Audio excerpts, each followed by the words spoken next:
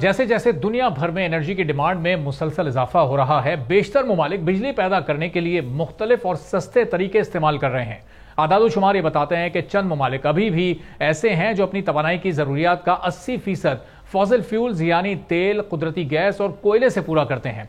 बाकी 20% जरूरियात nuclear, 5.8% hydro power, 2.8% wind power, solar, biofuel, लकड़ी और बायोगैस 10.8% से पूरी करते हैं। जबकि बिजली पैदा करने के लिए मुख्तलिफ सोर्सेज के इस इस्तेमाल को एनर्जी मिक्स कहा जाता है। पिछले 5 सालों में महंगे फॉसिल फ्यूल्स के इस्तेमाल से बिजली की पैदावार के बजाय काबिल तजदीद यानी रिन्यूएबल एनर्जी की तरफ एक बड़ा शिफ्ट देखने में आया है, जिसमें तकरीबन 2/3 सरमायाकारी रिन्यूएबल एनर्जी मिक्स में की जा रही है। आज इंटरनेशनल वर्ल्ड में पैदा होने वाली तवानाई का 5वां हिस्सा 165 गीगावाट सोलर, विंड और हाइड्रो पावर से आता है, जिसकी लागत इंतहाई कम है।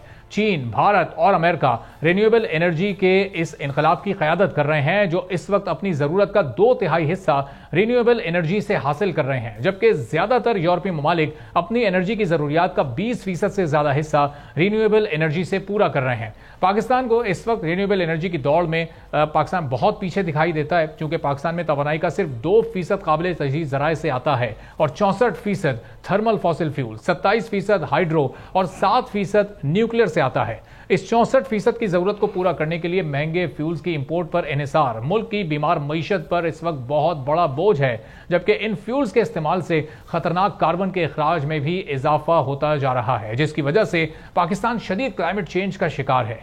दुनिया भर के माहिरीन बिजली की प्रोडक्शन के लिए इस वक्त रिन्यूएबल एनर्जी के इस्तेमाल पर सबसे ज्यादा जोर दे रहे हैं। मुल्क में बरसों पहले शुरू होने वाला बिजली का बहरान खत्म होने के बजाय और ज्यादा भयानक हो गया है। अब बात यहां तक आ गई है कि मुल्की पावर सेक्टर का बोझ मुल्की खजाने पर इस कदर बढ़ चुका है कि मुल्की मईशत को इस्तेहकाम देने के लिए आलमी मालियाती इदारों और दोस्त ममालिक के कर्जों पर इन्हिसार के अलावा दूसरा और कोई रास्ता दिखाई नहीं देता। इस वक्त जब मैं आपसे बात कर रहा हूं तो मुल्क की तारीख में बिजली की कीमत अपनी बुलंद तरीन सतह पर मौजूद है और न जाने बिजली की बढ़ती हुई कीमत ने मजीद कितनी तरक्की करनी है, कितना ऊपर जाना है। मौजूदा हुकूमत ने माली साल 2024-25 का बजट IMF के साथ मिलकर बनाया ताकि गैर मुस्तहकम मुल्की मईशत को इस्तेहकाम देने के लिए IMF का बेल आउट पैकेज मिल सके। हुकूमत ने IMF के कहने पर बिजली की कीमतों में बेपनाह इजाफा किया। बिजली की कीमत में इजाफा असल में मुल्क में सबसे ज्यादा अपनी रोजी रोटी की जिद्दोजहद करने वाली आबादी के दर्द में मजीद इजाफा है। ब्लूमबर्ग की रिपोर्ट के मुताबिक 2021 से आज तक बिजली के टैरिफ में 155% का इजाफा किया जा चुका है और बहुत से घराने अब घर के किराए से ज्यादा अपना बिजली का बिल अदा कर रहे हैं। मौजूदा हुकूमत से लेकर माजी की तमाम हुकूमतें मुल्क की 24 करोड़ आबादी को सस्ता और साफ सुथरा बिजली का निजाम देने में मुकम्मल तौर पर नाकाम नजर आई हैं, जिसका नतीजा ये निकला है कि लोग कारोबार, सरमाया और सरमायाकार पाकिस्तान से बाहर जाना शुरू हो गए हैं। अगर हुकूमत को पावर सेक्टर के बाइस फंसे इस मौशी दलदल से निकलना है तो रवायती तरीकों से थोड़ा हटकर दूसरे तरीकों को अपनाना होगा और रिन्यूएबल एनर्जी इस दौड़ में एक अहम किरदार अदा कर सकती है। सोलर एनर्जी का सबसे पहला इस्तेमाल 1883 में अमेरिका के शहर न्यूयॉर्क में हुआ और तकरीबन 250 बरस पहले हुआ। दुनिया रिन्यूएबल एनर्जी की अहमियत बहुत पहले जान चुकी थी और आज ये हाल है कि अमेरिका में एक सोलर प्लेट $1 से भी कम कीमत पर दस्तयाब है। चीन में हाल ही में दुनिया के सबसे बड़े सोलर प्लांट का इफ्तिताह हुआ है, जो न्यूयॉर्क जितने बड़े शहर को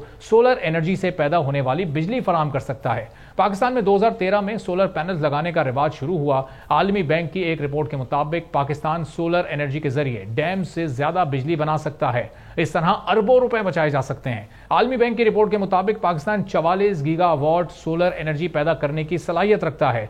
इस वक्त पाकिस्तान का सोलर से एनर्जी पैदा करने वाले मुल्कों में नंबर 44वां है, जबकि जोग्राफियाई लोकेशन के मुताबिक पाकिस्तान का 10वां नंबर होना चाहिए। आदादोशुमार ये बताते हैं कि पाकिस्तान में गुज़िश्ता 5-6 सालों में सोलर एनर्जी पर मुंतकिल होने वालों की तादाद में 3 गुना इजाफा हुआ है। सिर्फ 2 साल में सोलर एनर्जी सार्फिन की तादाद 50,000 से बढ़कर 1 लाख हो गई है। सरकारी और गैर सरकारी सेक्टर इस वक्त 2000 मेगावाट सोलर एनर्जी इस्तेमाल कर रहे हैं और इस वक्त 8000 मेगावाट के सोलर पैनल्स दरामद किए जा चुके हैं। एक अंदाजे के मुताबिक 2030 में ये तादाद 10,000 मेगावाट तक पहुंच जाएगी। लेकिन ये सब होगा कैसे? हुकूमत को रिन्यूएबल एनर्जी पर कितना फोकस और कितनी सरमायाकारी करने की जरूरत है।